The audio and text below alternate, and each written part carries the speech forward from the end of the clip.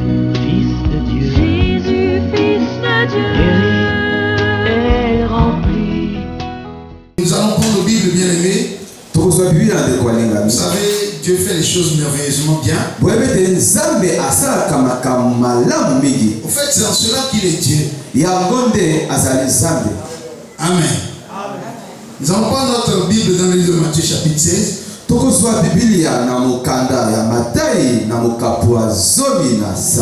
Nous allons lire les versets 13 à 18. Ce matin, nous allons parler de la révélation du Christ. La révélation du Christ. C'est ça le thème de notre enseignement de ce matin. Matthieu chapitre 16. Verset 13 à 18. Je lis au nom glorieux de notre Seigneur Jésus. Jésus étant arrivé dans le territoire de Césarée de Philippe,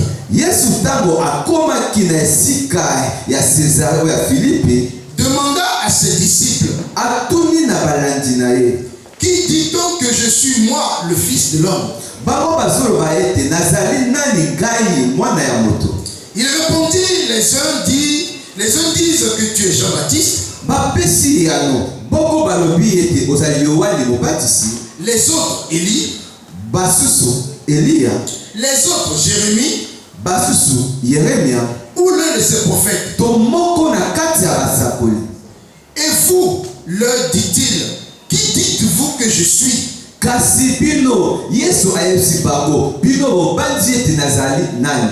Simon Pierre répondit, tu es le Christ,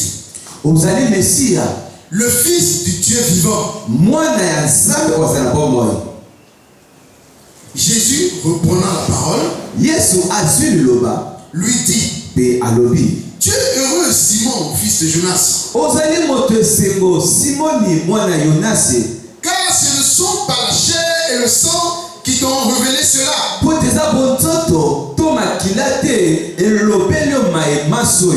c'est mon Père qui est dans les cieux. Et moi je te dis, tu es Pierre, et sur cette pierre je bâtirai mon église, et que les portes des séjours des morts ne prévaudront point contre elle.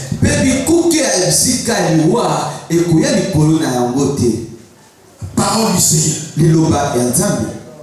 Bien-aimé dans le Seigneur, Jésus-Christ étant venu dans ce monde,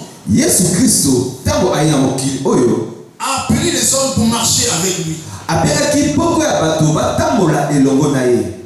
Beaucoup de gens le suivaient, mais il y avait aussi des gens que lui il a appelés,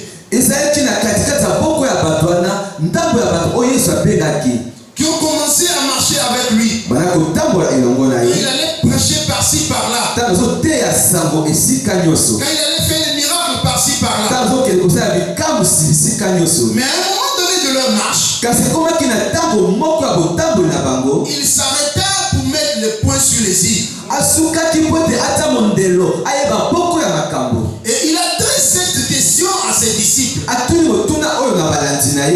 Après que les hommes voyaient prêcher, faire des miracles un peu partout,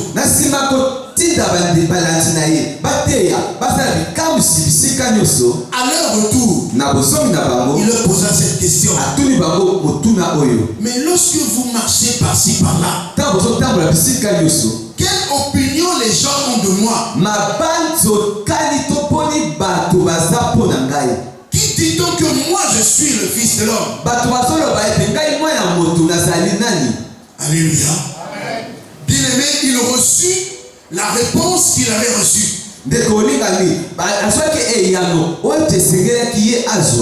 Et c'est les opinions que les gens ont aussi aujourd'hui de la personne de Jésus-Christ. Les uns disent que tu es Jean-Baptiste, parce qu'à cette époque on avait déjà arrêté Jean-Baptiste, on ne le voyait plus. Les gens pensaient que c'est Jean-Baptiste qui était revenu sous une autre forme. D'autres encore disent disent que c'est Élie, le prophète. Un autre dit non, c'est Jérémie. Ou l'un de ces prophètes. Bien aimé, aujourd'hui dans notre monde, et même dans certains milieux dits chrétiens, les gens ont diverses opinions de la personne de notre Seigneur Jésus-Christ.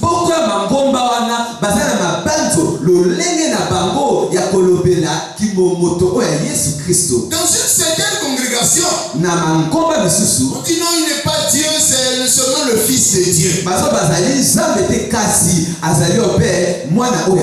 Il y a beaucoup comme ça qui n'ont rien compris. Un jour, on était quelque part avec certains frères. Et on était assis, il y a des gens qui parlaient de la personne de Jésus-Christ.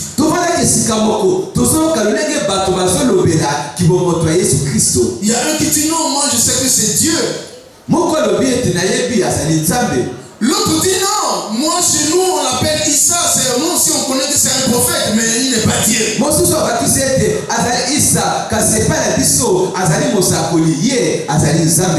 Et j'ai dit au frère qui était à côté de moi, j'ai dit ces diverses opinions que les gens sont en train de donner sur la personne de Jésus. Ils ont tous raison. Parce que ne connaît pas la personne de Jésus qui veut. Bien aimé, Dieu n'est pas une école. Il n'y a pas quelque part où on va apprendre qui est Jésus. Il y a plusieurs écoles qui sont ouvertes aujourd'hui, les écoles pastorales, dit-on.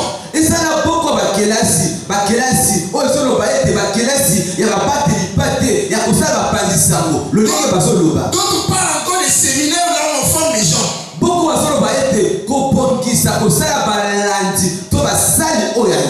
Où on est censé apprendre aux gens qui est la personne de Jésus-Christ.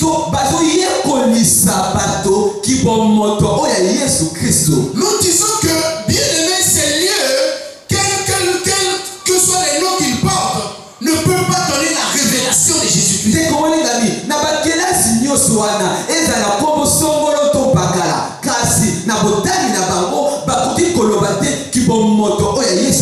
Il n'y a pas une école où on va apprendre la personne qui est Jésus. Ne peut connaître Jésus qu'à celui-là à qui Jésus a révélé sa personne.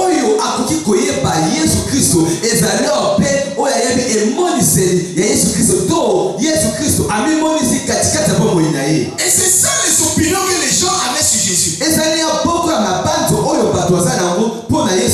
Leur considération s'arrêtait à la personne d'un certain prophèt. Et c'est par tort qu'ils le disent. Parce qu'ils n'ont pas reçu la révélation de qui est Jésus. C'est pourquoi le Seigneur se tourne vers ses disciples. Il leur pose la même question. Mais si les autres pensent que je suis un prophète, mais vous qui êtes avec moi tous les jours, vous qui voyez les œuvres que je fais, mais qui dites-vous que moi je suis le Fils? Et la Bible déclare que Pierre prit la parole. Il dit, tu es le Christ, le Fils du Dieu vivant.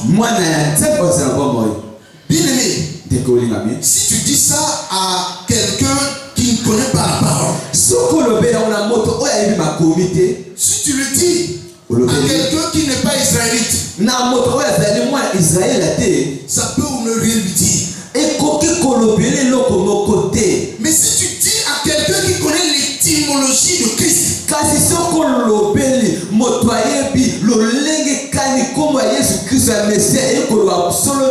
parce que tout enfant d'Israël connaît le Christ veut dire quoi?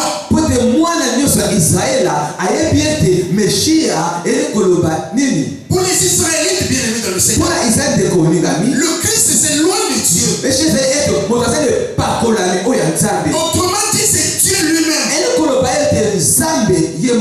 Mais Pierre prit la parole et dit,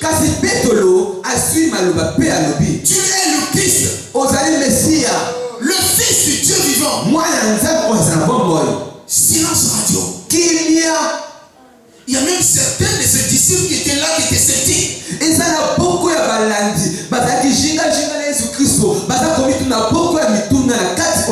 Et à Jésus de reprendre la parole, il dit Pierre, ce ne sont pas la chair et le sang qui t'ont révélé cela. Bien aimé, il dit ce ne sont pas la chair et le sang qui t'ont révélé cela. Bien aimé, la chair et le sang c'est quoi? C'est l'intelligence humaine. Et quelle que soit l'école que tu as fait, quel que soit les diplômes que tu as amassé, ces diplômes ne peuvent pas te révéler la personne de Jésus. Quelles que soient les connaissances que tu as amassées, tu peux avoir bien aimé des doctorats sur doctorats. Tu peux être spécialiste de telle ou telle chose. Ne peut pas te donner la révélation de la personne de Jésus.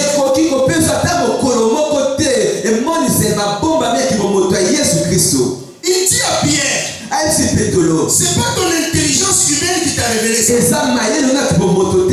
C'est pas la connaissance que tu as acquise sur cette terre qui t'a révélé cela. Et cette révélation ne vient pas de la terre. C'est une révélation qui vient du ciel. C'est pourquoi il dit à Pierre, il dit c'est mon Père qui est dans les cieux qui t'a révélé qui je suis. Tu viens de comprendre et réaliser que je suis le Dieu vivant qui marche dans les hommes, parmi les hommes. Alléluia. Alléluia. Amen. Bien aimé dans le Seigneur, un jour,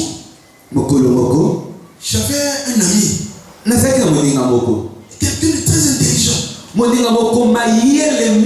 Il a fait des grandes écoles.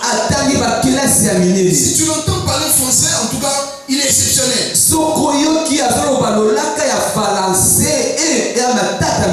Mais sur le plan de la foi, il a un Dieu qui est né quelque part, qui est aussi là-bas. Donc pour lui, Dieu c'est cette personne-là. Et à un moment donné, ça me donnait, je dis Seigneur, comment quelqu'un d'aussi intelligent peut être perlé comme ça? Comment on peut tromper un homme qui parle bien français comme ça, qui est intelligent, qui a beaucoup de diplômes?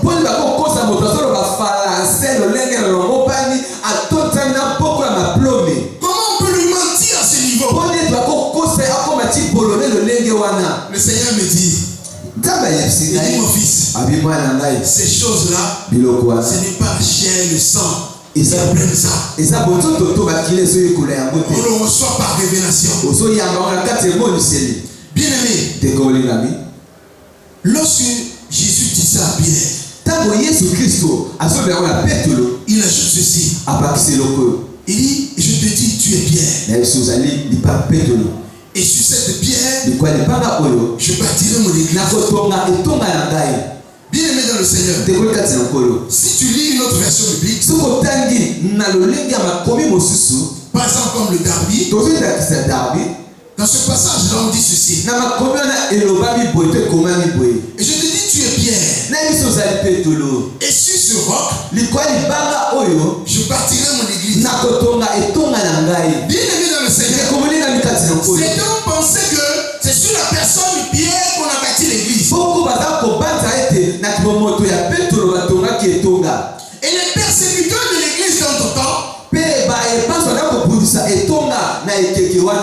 On bâtit, bien aimé, une grande basilique sur la tombe de Pierre. Vous voyez comment les gens se trompent. C'est simplement une parenthèse. Ils se reconnaîtront. Alléluia. Amen. Oui, bien aimé dans le Seigneur. Le Seigneur ne disait pas qu'il bâtissait l'église sur la personne de Pierre. Il dit sur ce roc, je bâtirai mon église.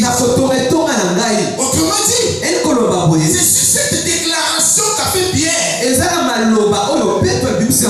que Jésus est le Christ, le Dieu vivant. C'est sur cette croyance, c'est sur cette foi que Jésus bâtit son église. Il ne bâtit pas l'église sur la personne de Pierre. C'est pourquoi il dit à Pierre, tu es heureux. Parce que quand tu reçois cette révélation, quand tu arrives à ce que les écailles tombent des yeux, que tu comprennes que Jésus est le Christ, Jésus est le Dieu vivant, bien aimé, tu es heureux. Parce que tu es compté parmi les enfants de Dieu. Personne sur cette terre ne peut prétendre devenir enfant de Dieu s'il ne reçoit pas cette révélation. Tu peux aller dans n'importe quelle congrégation. Tu peux rentrer là où même les gens prient la nuit seulement. Oh, ils se réunissent tardivement la nuit. Et quand tu arrives là-bas, on te présente une Bible. Non, chez nous aussi, on prie Dieu. Nous aussi, on utilise la Bible. Mais ils n'ont pas la révélation que Jésus est le Fils de Dieu.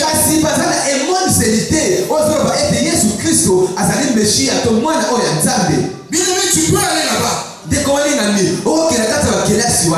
Tu n'es pas enfant de Dieu. Ne t'embrouille pas, ne t'éloigne pas.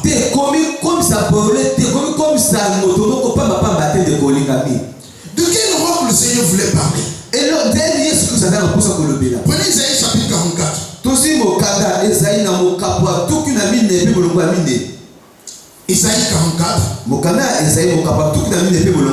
Nous lirons le verset 8. Je lis au nom de notre Seigneur Jésus. N'ayez pas peur et ne tremblez pas. Ne te laisse pas dès longtemps annoncer et déclarer. Vous êtes mes témoins. Y a-t-il un autre Dieu que moi? Y a-t-il un autre rocher? Je n'en connais point. Ça, c'est le Seigneur qui parle au peuple d'Israël. Annonçant l'avènement de notre Seigneur sur la terre. Il dit, y a-t-il un autre Dieu à part lui? Est-ce qu'il y a un autre rocher? Il dit, il n'y a pas un autre rocher. Le seul rocher qui existe, c'est lui-même Dieu tout-puissant.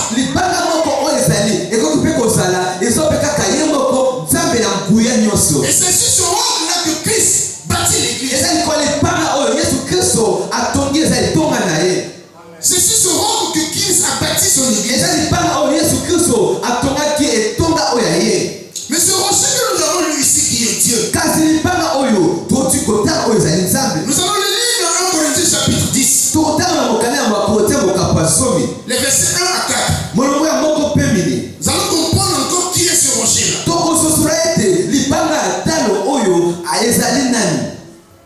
1 Corinthiens chapitre 10. Versets 1 à 4. Frères, je ne veux pas que vous ignoriez que nos pères ont été tous sous la nuée et qu'ils ont passé au travers de la mer.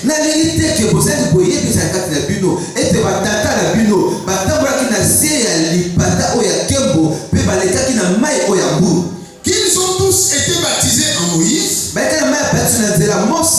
dans la nuée et dans la mer, et qu'ils ont tous mangé le même aliment spirituel, et qu'ils ont tous bu le même breuvage spirituel, car ils buvaient à un rocher spirituel qui les suivait, et ce rocher était Christ. Je ne sais pas si nous sommes en train de comprendre là où nous allons.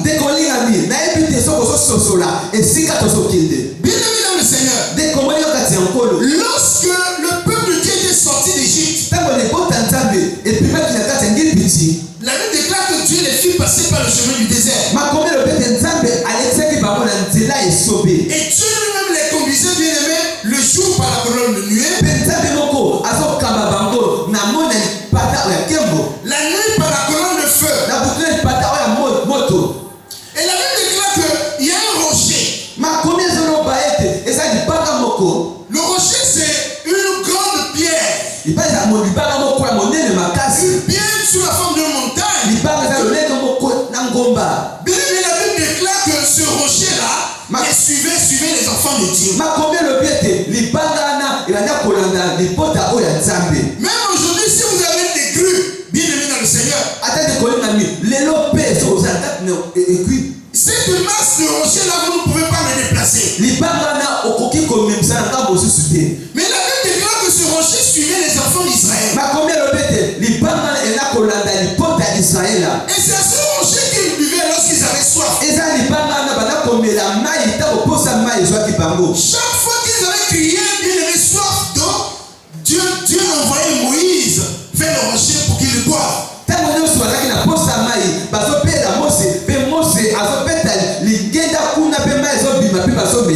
La Bible nous donne l'identité de ce rocher-là.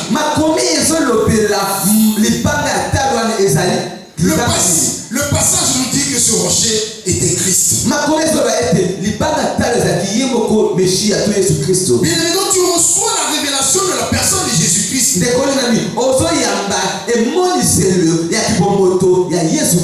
Autrement dit, bien-aimé dans le Seigneur, Jésus-Christ c'est le Dieu créateur du ciel et de la terre. Si depuis que tu as commencé à prier, depuis que tu crois devenir croyant, depuis que tu as compris que tu crois être enfant de Dieu, si tu n'as jamais compris que Jésus-Christ c'est le Dieu tout-puissant, je dis tu as un problème. Prie que le Seigneur te révèle la personne de Jésus-Christ. Alléluia. Alléluia. Amen. Bien-aimés dans le Seigneur, dans le livre de Matthieu chapitre 21, les versets 33 à 42,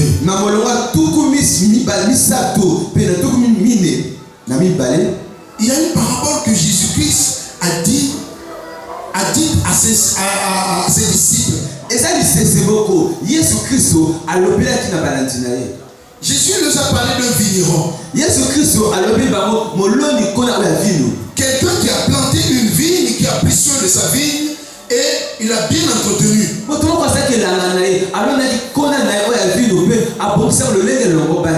Et il confie l'affermage à des ouvriers. Alléluia. C'est-à-dire il confie la gestion à des personnes.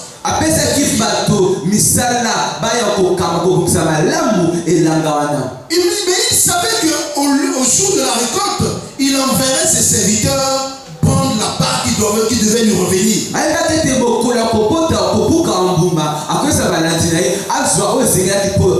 Et bien aimé dans le Seigneur, au moment de la récolte, au moment de la moisson, il envoie ses serviteurs. La Bible déclare que les hommes ont été pris et tabassés. Ils ont pris les gens, ils ont tué. Et le Seigneur, bien aimé, le prophète Comme ils n'ont pas eu égard à mes serviteurs, et ils les ont tapés, ils les ont tués, j'enverrai mon fils. Peut-être auront-ils pour mon fils un peu d'égard. Et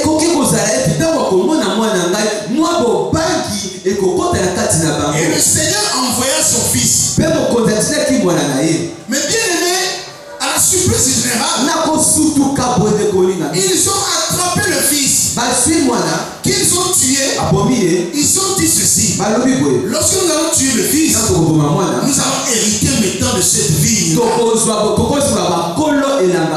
Bien aimé, cette parabole parlait des enfants d'Israël.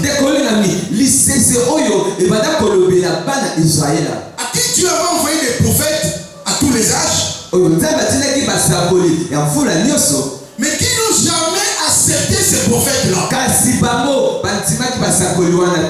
Il conclut d'envoyer son fils. Bien aimé dans le Seigneur, ils l'ont attrapé, ils l'ont tué. Quelqu'un peut dire aujourd'hui que ça concerne Israël.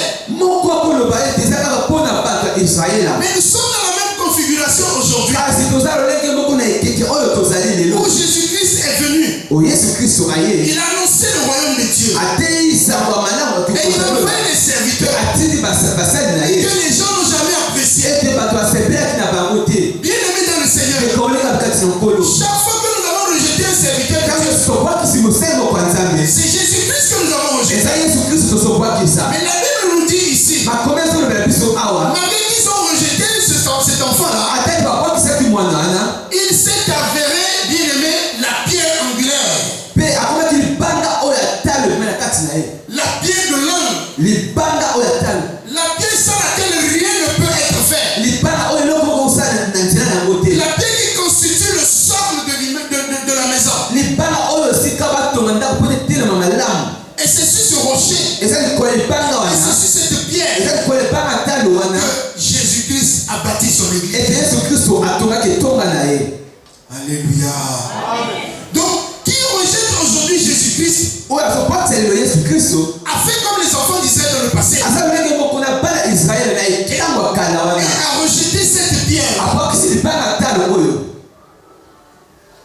Alléluia. Bien aimé dans le Seigneur, c'est pourquoi tu dois revoir ta marche. Sur quoi tu fondes ta foi? Est-ce que ta foi est basée sur la personne de Christ? Pour toi, Jésus est qui? Est-il un simple prophète? Est-il l'un de ces prophètes qu'on néglige? Ou bien Jésus-Christ est Dieu? Alléluia. Bien aimé dans le Seigneur, dans le livre de 1 Corinthiens chapitre 3, le verset 10,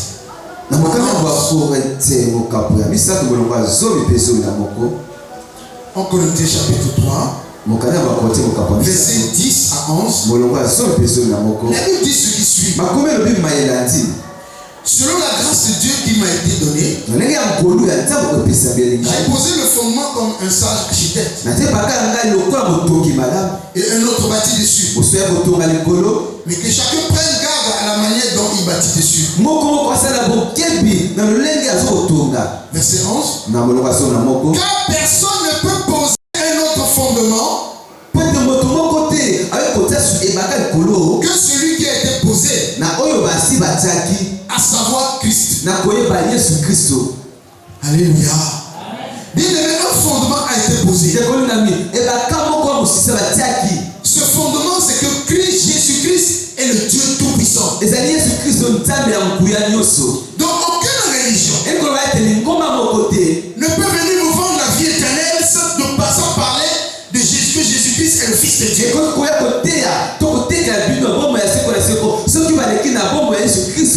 Quelles que soient les croyances, quelles que soient les pratiques qu'on fait dans ces milieux-là, si on ne confesse pas dans ces lieux que Jésus est le Dieu Tout-Puissant,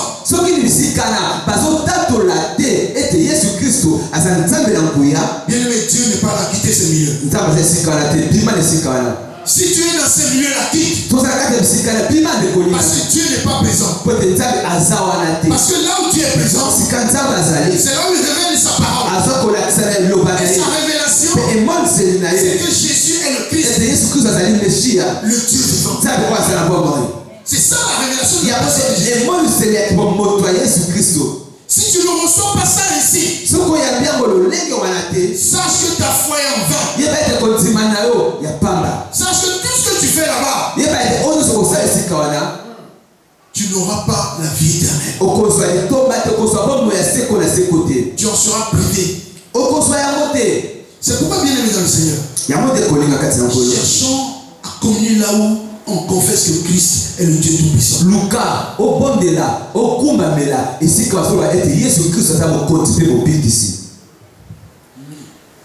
Bien aimé, pour être fait pierre vivante comme le Seigneur. Comme le Seigneur l'a dit par Pierre. Pierre 1 Pierre chapitre 2 verset 4 à 5. Pierre dit, et vous-même pierre vivante. Bien aimé, pour être une pierre vivante, il faut recevoir cette révélation. C'est seulement avec cette révélation que tu pourras te bâtir sur la pierre angulaire.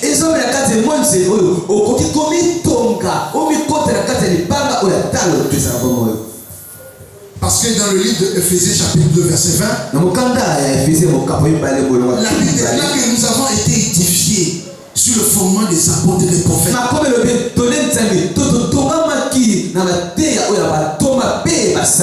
Jésus-Christ étant la pierre angulaire. C'est sur ce roc que Jésus bâtit son église. C'est cette pierre qu'il a bâti son église. Bien aimé, le mot église était dans l'usage des gens. Dans cette époque. Bien que, bien aimé, le langage, bien que la langue appartienne à Dieu, nous n'oublions pas que Dieu a partagé les langues au moment de la tour de Babel, bien aimé dans le Seigneur.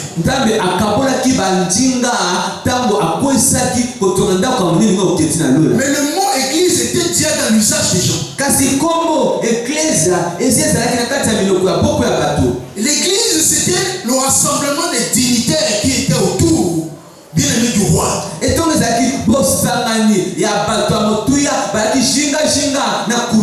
Ils recevaient les directives du roi à appliquer pour le royaume. Donc Jésus s'adressait à des gens qui connaissent cette réalité. C'est là où il dit, je bâtirai mon église. L'église de Jésus-Christ est le rassemblement dans le monde entier de tous ceux qui croient que Jésus-Christ est le Fils de Dieu.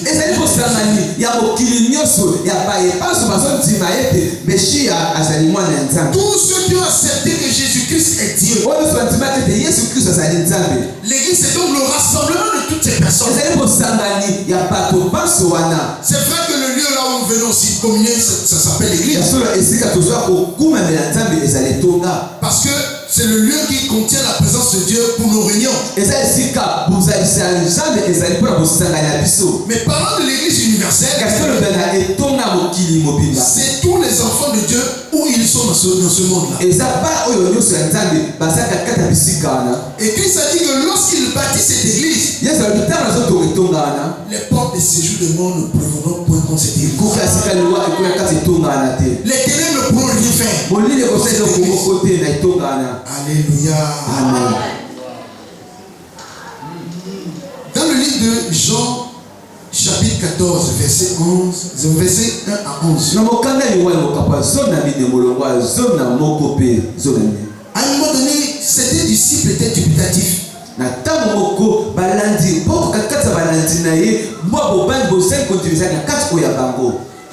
Thomas avait des doutes. Jésus lui dit, non, je suis le chemin. La vie. Ils n'étaient pas toujours contents.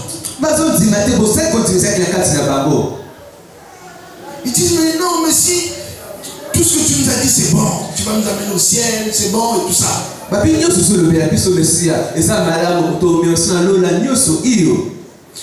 L'un des disciples dit non, montre-nous le Père, cela nous suffit. Écoutez la réponse du Seigneur. Depuis longtemps, vous êtes avec moi. Et vous demandez encore que je vous montre le Père.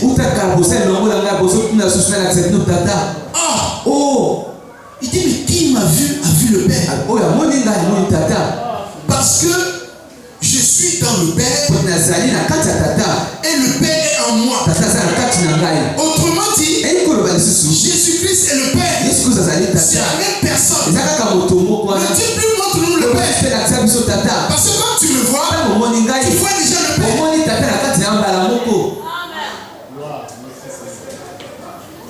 Tu n'as plus besoin de chercher le Père.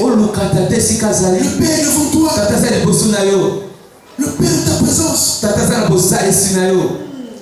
Bien-aimé dans le Seigneur, Jésus ne s'apprend pas dans une école.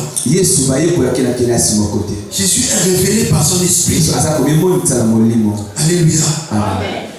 Il fut quelqu'un qui s'appelait Saul de Tarse.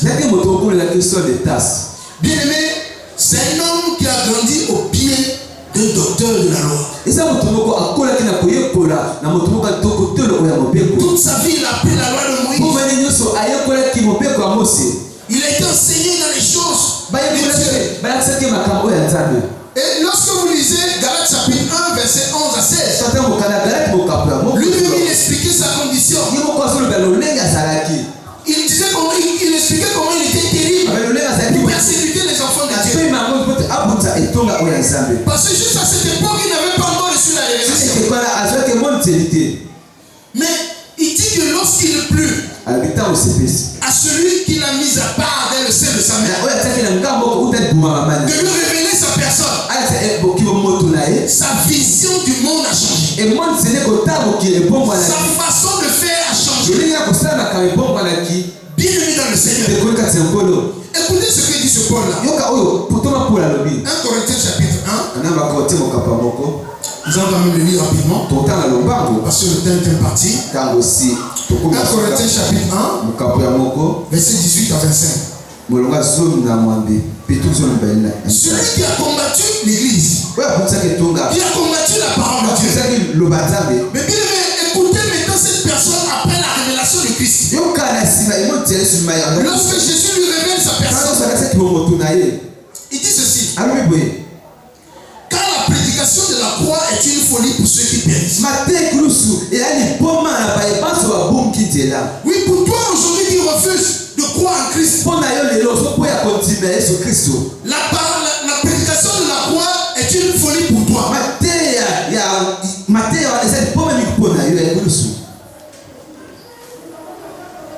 Il dit mais pour nous qui sommes sauvés, c'est une puissance de Dieu. Aussi est-il écrit, je détruirai la sagesse des sages et j'anéantirai l'intelligence des intelligents. Les gens que tu crois intelligents, mais qui n'ont pas reçu la révélation de Christ, Dieu dit qu'il va anéantir leur intelligence. Où est le sage? Où est le scribe? Où est le disputeur de sorcière? Dieu n'a-t-il pas convaincu de folie la sagesse de ce monde? Car puisque le monde avec sa sagesse n'a point connu Dieu dans la sagesse de Dieu, il a plu à Dieu de sauver les croyants par la folie de la prédication. C'est pourquoi jusqu'aujourd'hui tu es incompris. Quand tu parles de Jésus quelque part, les gens se moquent de toi. Non, c'est eux qui sont dans le fond. Ils n'ont pas reçu la révélation. Bien-aimés, ils n'ont pas reçu la révélation. C'est pourquoi ça paraît une folie. Les Juifs demandent des miracles. Et les Grecs cherchent la sagesse. Nous, Nous prêchons Christ crucifié. Scandale pour les Juifs. Et folie pour les païens. La puissance de Dieu. Et sagesse de Dieu. Pour ceux qui sont appelés d'un juif de grec. Car la folie de Dieu est plus sage que les hommes. Et la faiblesse de Dieu est plus forte que les hommes. Écoute maintenant, écoute cette personne-là qui entre-temps persécutait les hommes. Mais écoute-le maintenant quand il a connu, il a reçu la révélation de Christ. Sa mentalité a changé. C'est comme celui qui reçoit la révélation de Christ. Sa mentalité change. Tout change dans sa vie. Mais si tu reçois la révélation de Christ, plus il ne sera pareil en ta vie. Tu marcheras de victoire en victoire. Tu n'iras que de l'avant. Rien ne peut te frustrer. Si réellement tu as reçu la révélation, qui est Jésus-Christ. Amen. Amen. Le temps est parti, nous en attendons par là. Que Dieu vous bénisse.